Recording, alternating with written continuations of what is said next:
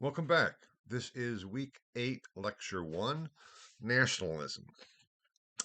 Now, nationalism is a term and a concept that, in some ways, analogous to communism and socialism, as I discussed in the last lecture, is problematic.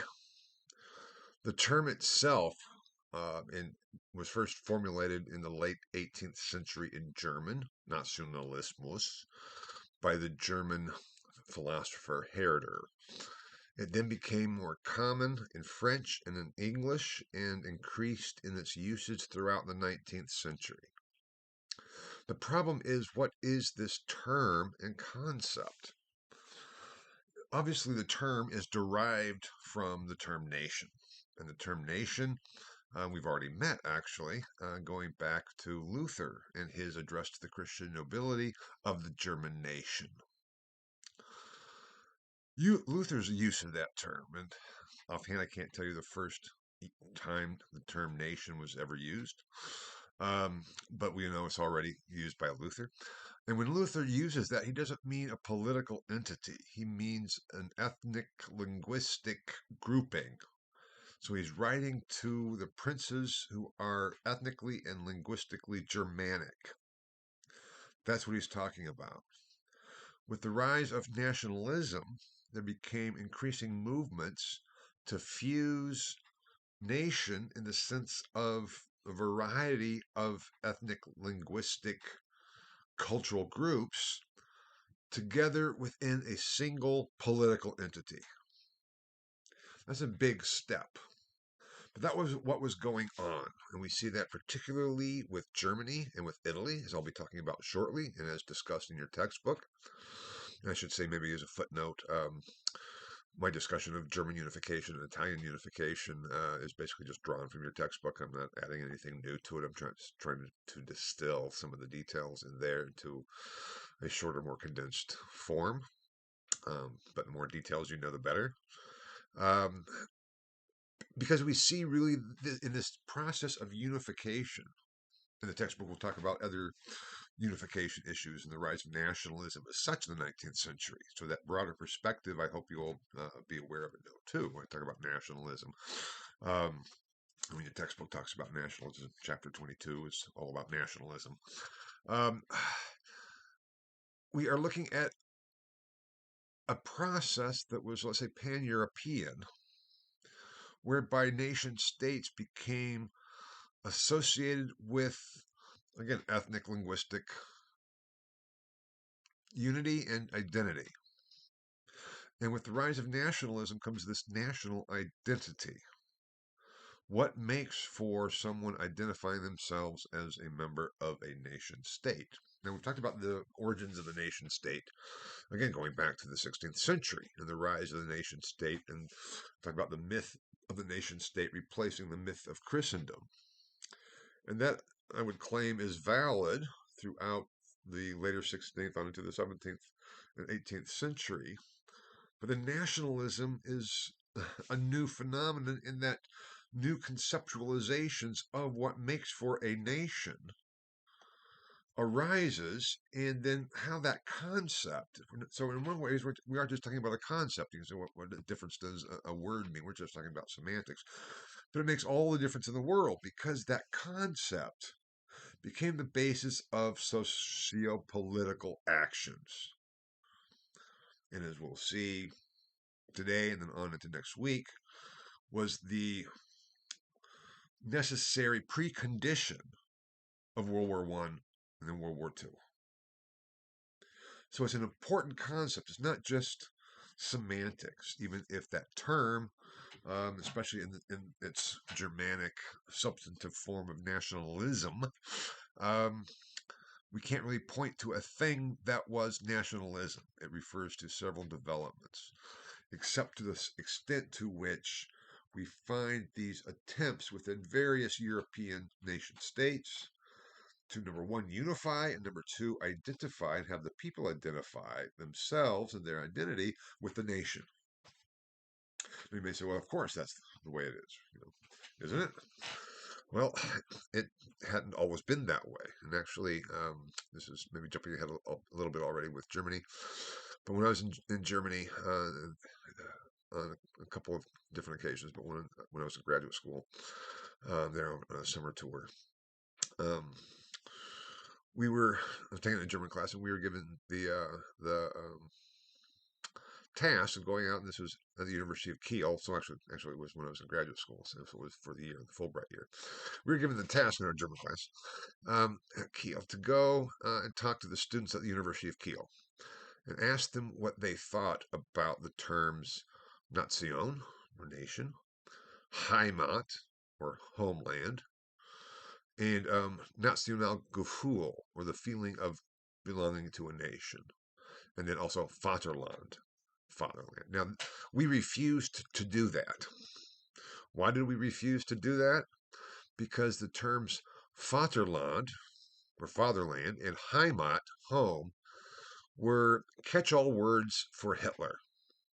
There were words that Hitler used to try to form this national identity of National Socialists. Now, that's what the Nazis are, the National Socialist Workers' Party. We'll be talking about that when we get to World War II and how that relates to the socialism that I was talking about in the last lecture. Nationalism is a difficult term because not all peoples identify themselves with the nation state. And talking with Germans while I was there and then later throughout, most of the German kids, I mean, young adults, I was a young adult at the time, when asking, do they identify more with Germany or with their local region where they grew up?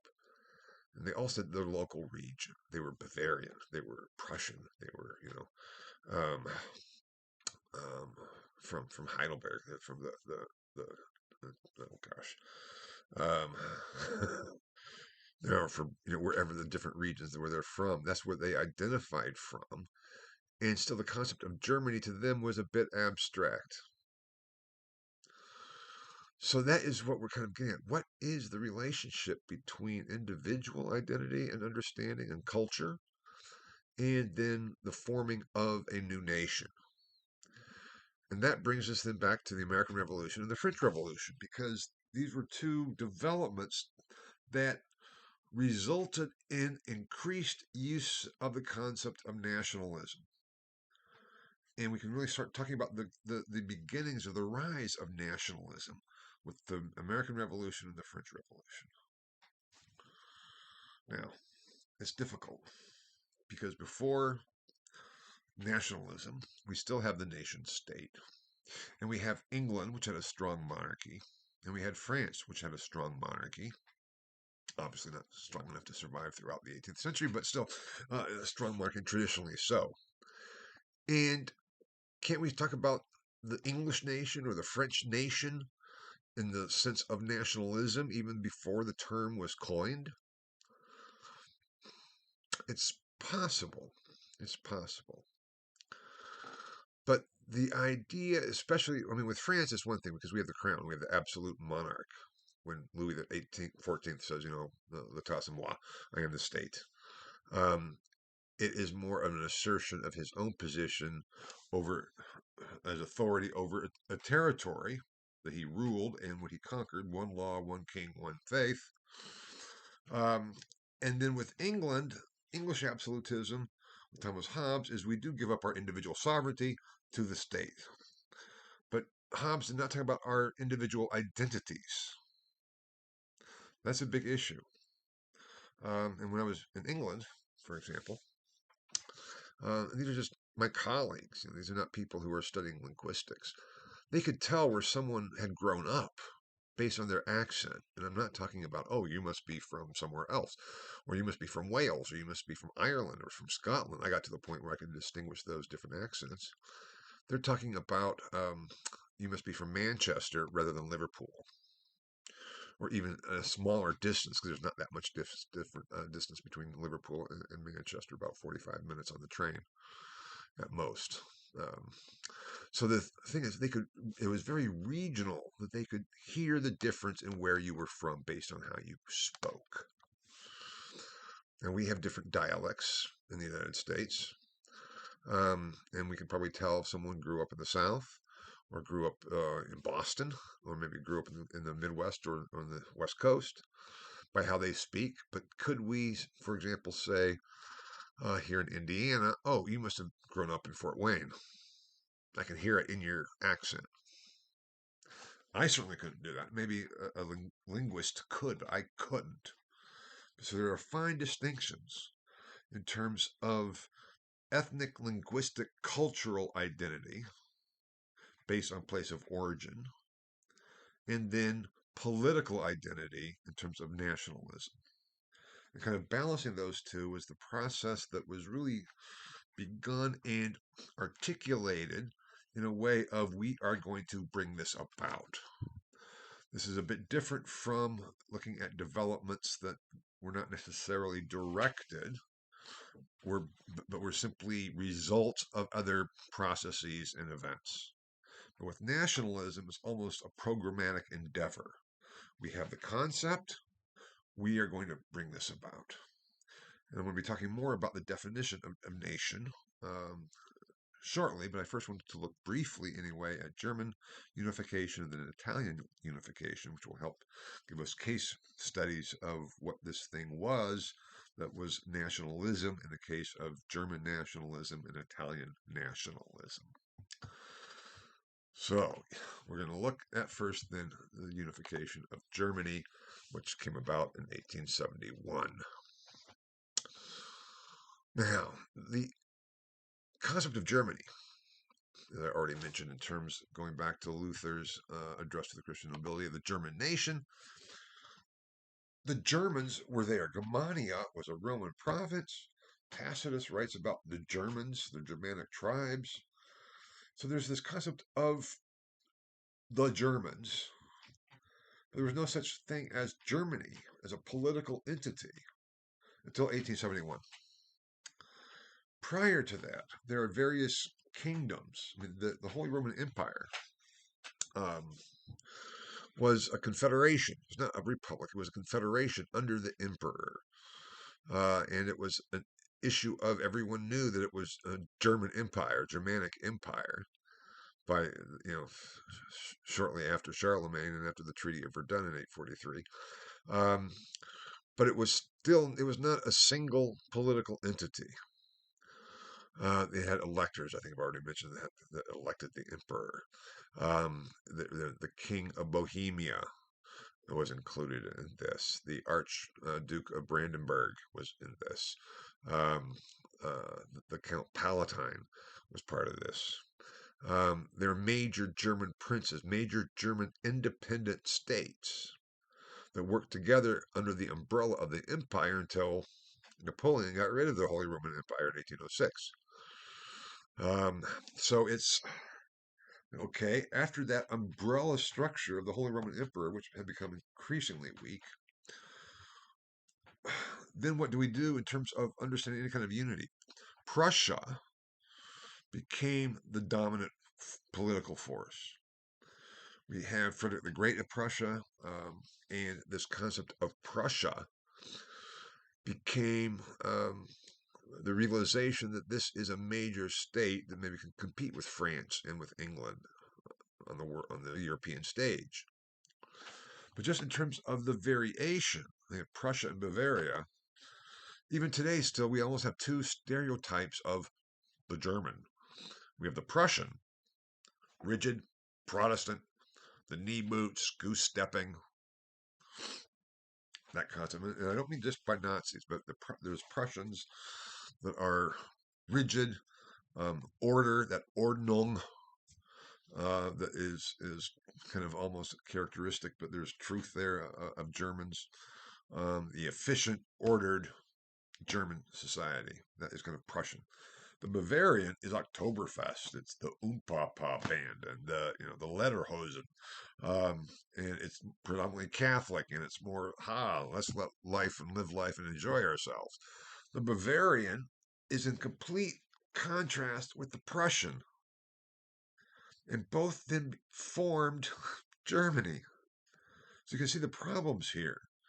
Could the king of Bavaria and the king of Prussia work together? Well, yeah, On what basis?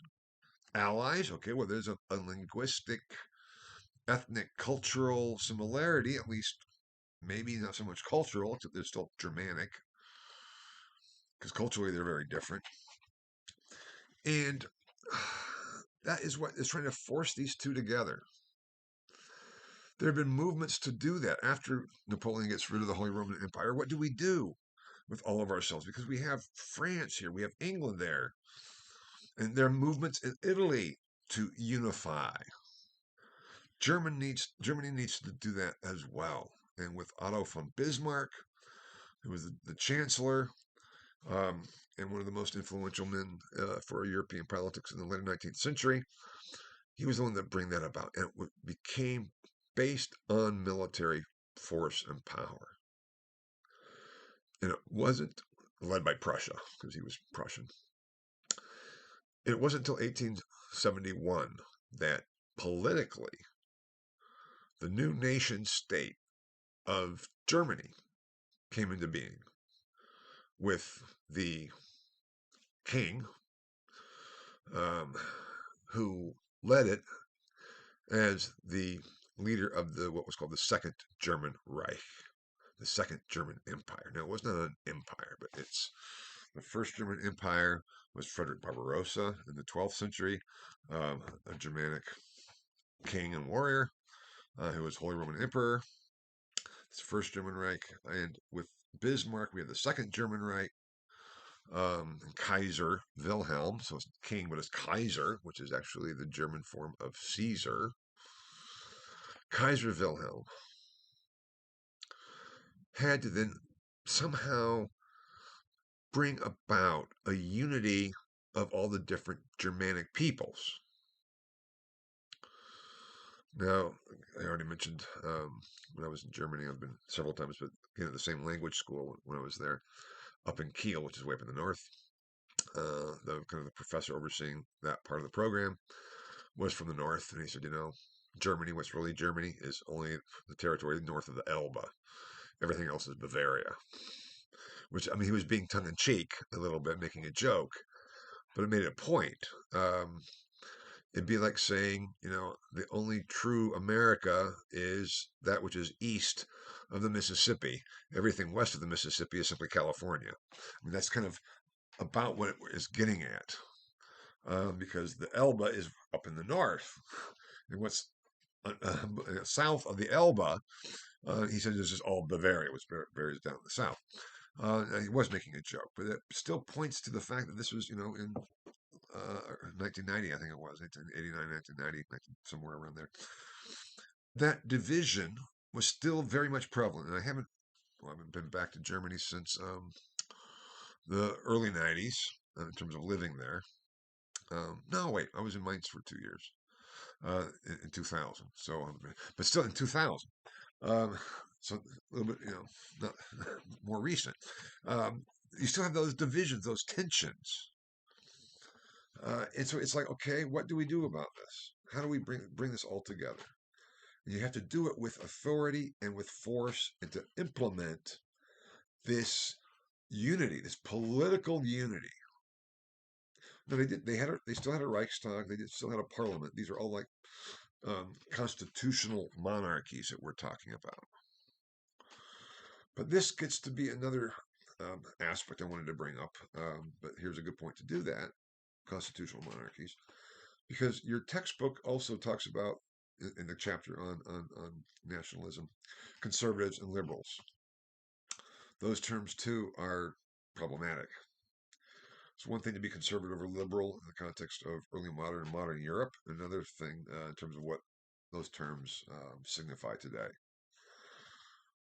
When the textbook, chapter 22, is talking about conservatives, they're talking about people who advocated for a more monarchical form of government, the way things had always been. Whereas the liberals were those who were advocating more for a government of the people, more of a republic. The age of absolutism was over.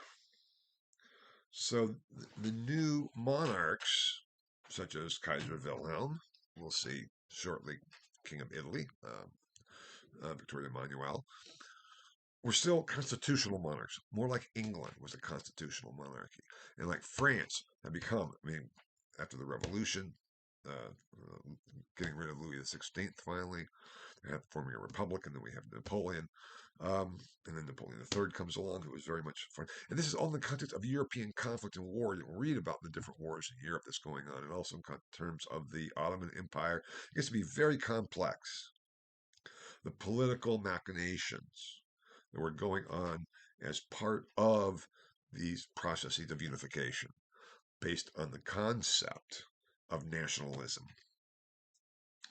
So Germany, when it finally becomes a political entity in 1871, we now have Germany and the establishment of the Second German Reich, thanks to Bismarck and then Kaiser Wilhelm. Very diverse,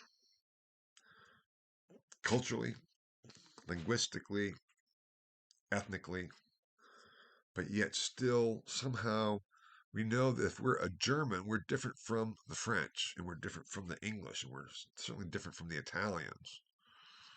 So there's something that unites us, but what is it? Is it simply language?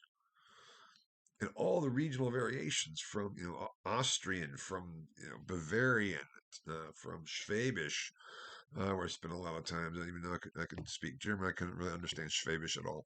From Swabia, and then in Prussian up in the north, it's all very diverse. And often we don't think of it in those terms. We think of it as Germany, and we think about France, because France is the same way, and England is the same way. How do we handle all this? And as Germany became unified into a single political entity, it was a course of 20 or 30 years. The same process was going on in Italy. Because Italy, too, was a conglomeration. I have it here too, once again, from ethnic, linguistic to political identity. Italy is the peninsula, and Italia referred to the peninsula. So it was known going back to Rome what Italia meant. It meant all the peoples living on the Italian peninsula, and then the associated islands, Sardinia, and Naples, and down south. Different independent city-states. That's what was the political entities on the Italian peninsula, including the Papal States. There are maps in your Papal States in your textbook, which I encourage you to look at, because still in 1850, the Papal States, you see, the map will show it's Rome and the region around Rome, and then you'll see just north of that, the Papal States, which is a very large territory. And actually, what happened would be kind of interesting is that in this process of unification, which too had to be brought about militarily by military political force, where you have then the conservatives who want to keep things the way they are with the city states. You have the liberals who are pushing for unification. Whereas in Germany, you have the conservatives pushing for a strong monarchy, you have the liberals pushing for more republican forms of nationalism, and the idea that what's called romantic nationalism, this idea that there is some overarching unity of all peoples who speak German or whatever, or of Italian. So there's different forms of nationalism. But what we're looking at here is the practical political nationalism of forming a single political entity. Because the Italian city-states would war with each other all the time. It wasn't Italy, it was all the individual city-states. And sometimes they would ally with, Germanic states or with France. Sometimes they would fight against France, what have you. And of course, the Ottoman Empire on the outer boundaries was a prominent issue. Russia was another prominent entity. And we again look at the war, especially the Crimean War, which is one of the terms on your list of terms to know. How that all played out in terms of the politics of more Central Europe. And with the realization, we have there Garibaldi and the Cavour, the first kind of minister who then became the principal leader behind the unification of Italy, with Vittorio Emanuele being the first king of Italy. Garibaldi was a general who had some of these romantic ideas of nationalism, but then it's like, no, we need to bring it about by force. We need to militarily go in and create a unified Italian nation state. And it was the military actions led by Garibaldi with the support of Cavour, and one of the main streets in Rome right now is the Via Cavour, one of the major thoroughfares, was to militarily enforce recognition of a central authority of the king, Victor Emmanuel. Cavour was instrumental in that. Garibaldi basically conquered the Papal States and reduced the Papal States to Vatican City, where it is today. I mean, in 1750 or 751 to 754, we have the creation of the Papal States under Pippin the Short, Charlemagne's father, Pepin the Short. In the Franco-Papal Alliance was what it's called. It was a lot of central Italy was given to the Pope. But then it becomes a territorial state, the Papal States. And it was that way until 1865 or something like that. I forget exactly the precise date when Garibaldi then conquered the Papal States and reduced it then to Vatican City within Rome. That's what happened there. And then they established the Kingdom of Italy in 1870. So again, this is a long process, as it was in Germany. You can see in some ways both processes as a result of, first of all, the French Revolution, in light of the American Revolution, and then the revolutions of 1848, and then this whole attempt from 1848, and the failure of the popular revolutionary movements in 1848 in Germany, etc., but also in France, to establish a nation state. So then we have Italy, and we have Germany, and we have France, we have England. And the idea was that we need to function as a single political entity. How do you do that when you have very diverse peoples? That was the trick. Now I have up here too, the next slide, what is a nation? And that is a major question.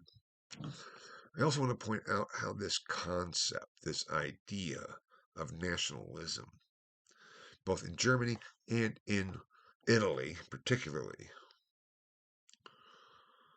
was established militarily, was established by force. When we get to the Russian Revolution, we'll see that the ideas and ideals of Marx, they became Marxism, another wonderful ism, were established based on authoritarian imposition. And somehow things like that always go wrong. We have strong central authority. We have, this forced political unity. They have up there, ethnic, linguistic, or political, which was the same for Germany and Italy when on the slides talking about the unifications of those two areas. But it really becomes a problem because you have diverse ethnic, linguistic, cultural groups. How do you bring them together? And how do you enforce a national identity? That's why I have there the artificiality of the concept. A nation is an artificial concept. So often we think of it as something that is real. Is the United States a nation? Well, it's a political entity. It's a single political entity that acts as a nation state. Yes. What does that mean? Is there a national identity? What does it mean to be an American? Do you associate yourselves with being American or with being an Indianan, a Hoosier, or I'm a native Californian or Texan. The Texans always want to secede from the Union anyway. We're a New Yorker. Is it the state identity, or is it even more local, regional identity? As a native Californian, like from Central California in the Central Valley, I'm not anything like Southern California or the Bay Area or even far Northern California.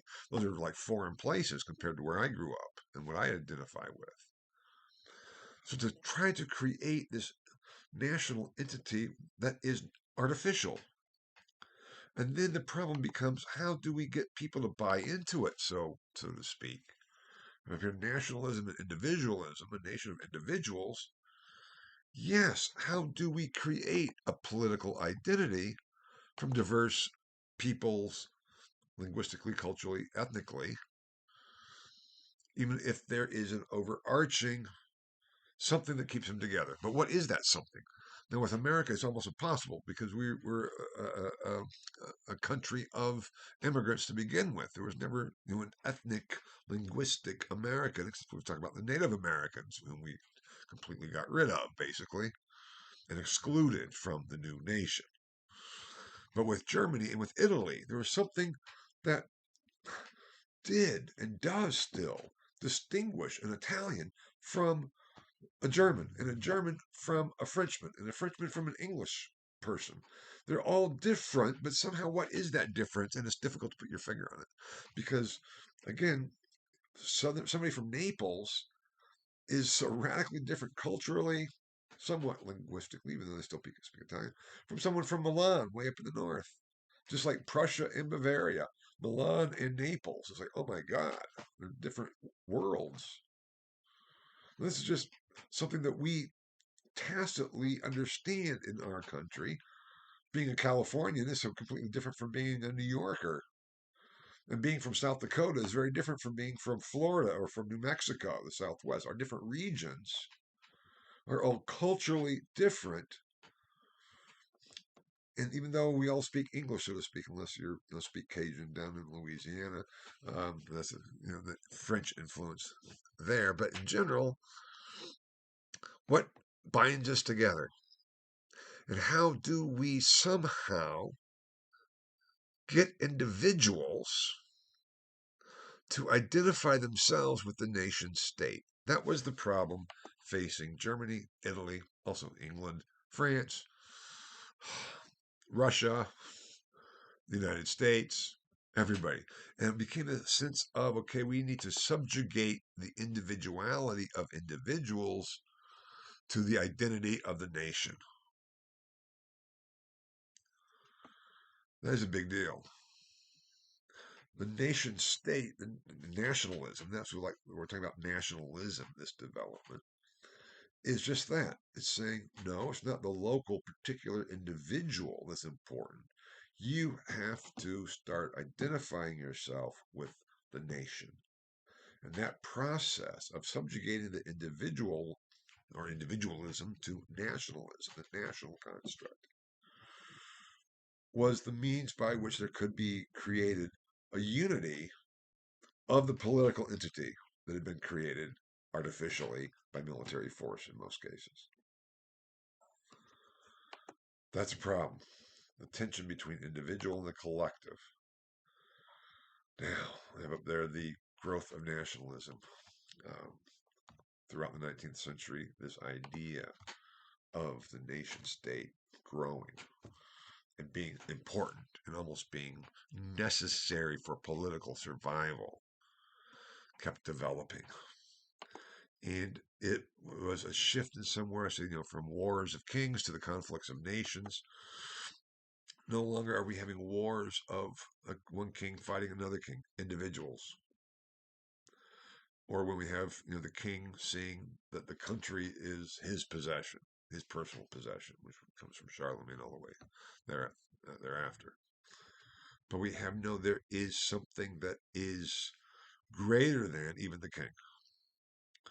Now that development of the nation state is the first step that we see already in early modern Europe. And then as we go into modern Europe, we see the rise of the nation state has to become nationalism, whereby the individual has to in some ways suppress their own individual identity, or at least be able to co-opt their individual identity to identify themselves with the national identity and culture. So we have monuments being created, we have holidays being created, everything that is designed to shape the individual's understanding of him or herself or themselves or itself with the nation state, with the nation. You can see where this is going, I think, because then nations go to war with other nations. The conditions for world war, that's what we're talking about. There were still monarchs in Europe that were fighting in World War One, but it becomes a war of nations and on a world scale.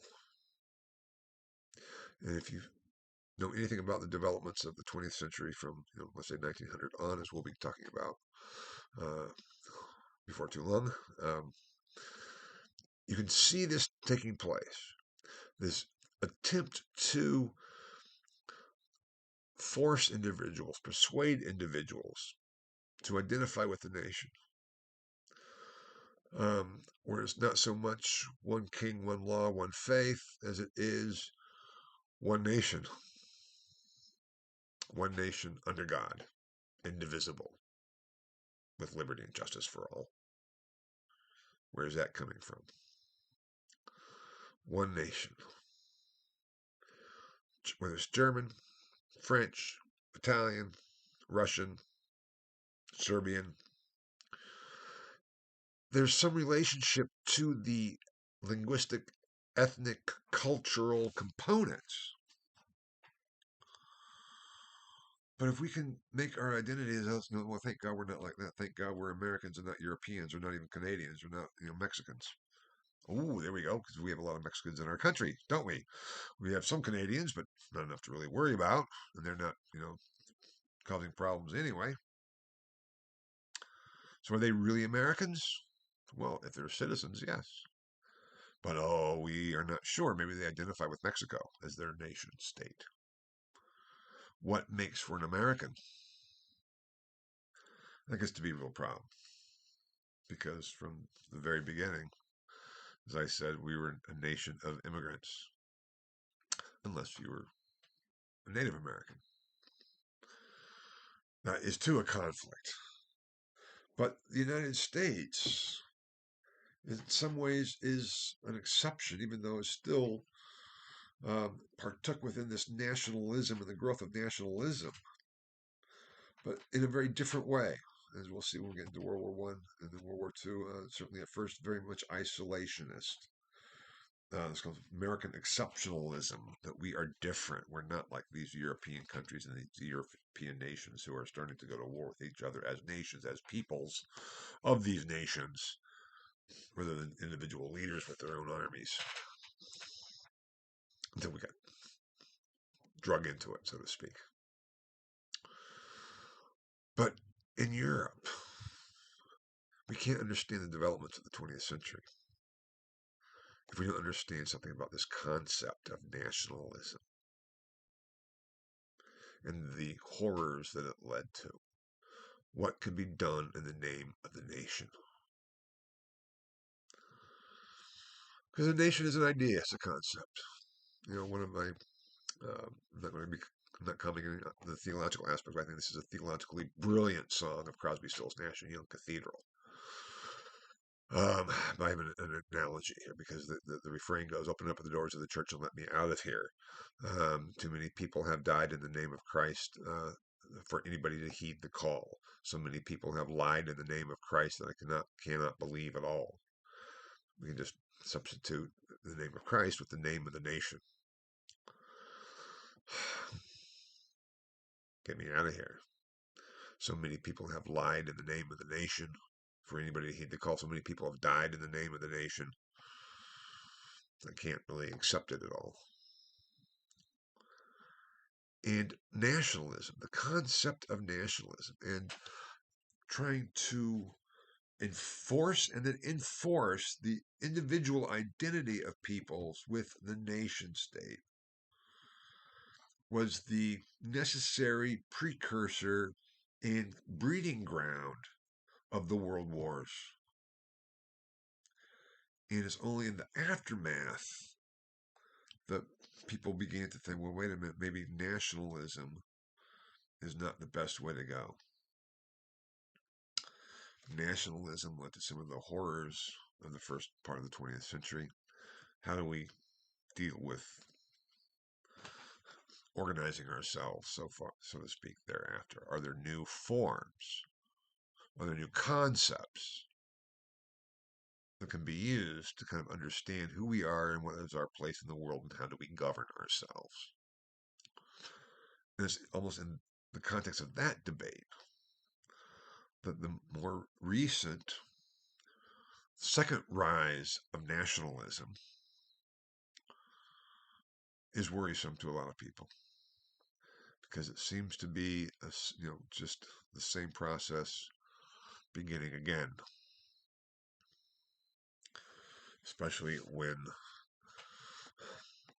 nationalism is combined with an exclusive definition of patriotism. When patriotism, love of country or the fatherland of homeland, becomes identified with and excluded to fealty to the nation, state, the national identity, whatever that might be. It's an artificial construct. Is it avoidable? I'm not sure. Is it necessary? I don't think so. Because it's an historical development. What do we do about it? How do we understand it? And how has it affected history, and how will it affect history going forward? That's what I have to say about nationalism. Um, I forget off the top of my head what the next lecture is on. It's looking towards World War One, I believe. Maybe it even is World War One. I'm not sure, but anyway, we'll get there.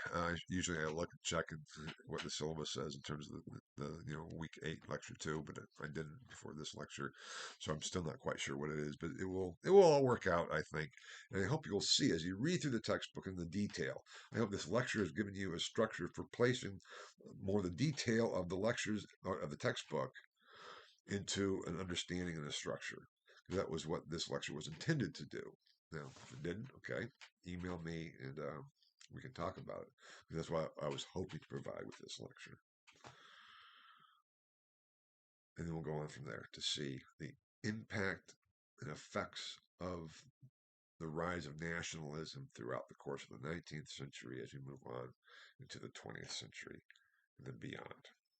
Thanks so much. Bye-bye.